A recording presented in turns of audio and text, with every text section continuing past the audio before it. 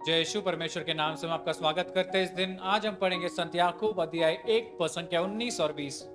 प्रिय भाइयों, आप यह अच्छी तरह समझ लें।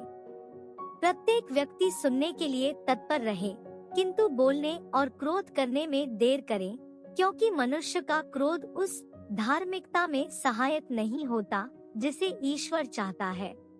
मेरे भाई और बहनों, परमेश्वर का वचन कहता है, सुनने में आगे रहो लेकिन बोलने में और क्रोध करने में हमेशा पीछे, क्योंकि हमारा धार्मिकता का रास्ता क्रोधित रास्ता नहीं है। हमारा धार्मिकता का रास्ता व्यभिचार वाला रास्ता नहीं है। हमारा धार्मिकता का रास्ता घमंड वाला नहीं है। धार्मिकता का रास्ता एक पवित्र रास्ता है मेरे भाई और बहनों। प्रेम का रास्ता है, दया का रास्ता है, करुणा और कृपा का रास्ता है।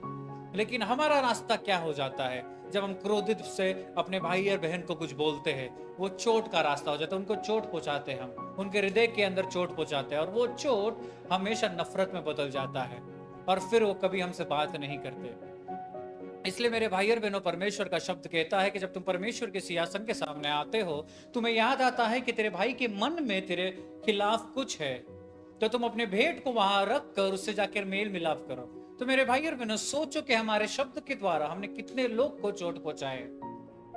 मेरे भाई और बहनों, हमें लगता है कि अहंकार में हम जो बोल देते सामने वाले लोग भूल जाते, लेकिन नहीं, वो शब्द उन्हें चोट पहुंचाते हैं। वो भले कहते नहीं, लेकिन उनके हृदय के अंदर वो चोट हमेशा रहता है, और उस चोट के द्वारा वो नफरत पैदा होता है, और हमारा रास्ता पूर्ण रूप से अलग हो जाता है धार्मिकता से। क्योंकि परमेश्वर चाहता है हमसे कि हम उसके द्वारा बने, उसके जैसा बने, और उसके धार्मिकता के रास्ते में चले, जो प्रेम वाला रास्ता है, दया वाला रास्ता है। मेरे भाई और बहनों, परमेश्वर अगर चाहता तो वो उस क्रूस में उस लोगों की ओर देखकर कुछ ना कुछ कहता, लेकिन उसने लोगों की ओर देखकर अपने पिता से कहा, इन्हें माफ कर, ये जानते नहीं है क्या करते। प्रेमी वाला जवाब उसे क्षमा किया, प्रेम से जवाब दिया। मेरे भाई और बहनों, इसलिए आज हम मुक्त हो चुके हैं हमारे पापों से, हमारे हर एक चीज से। क्यों? क्योंकि उसके बलिदान के द्वारा, वो प्रेमी बलिदान था। और आज परमेश्वर हमसे यही चाहते कि हम भी एक प्रेम भरा जीवन जिए।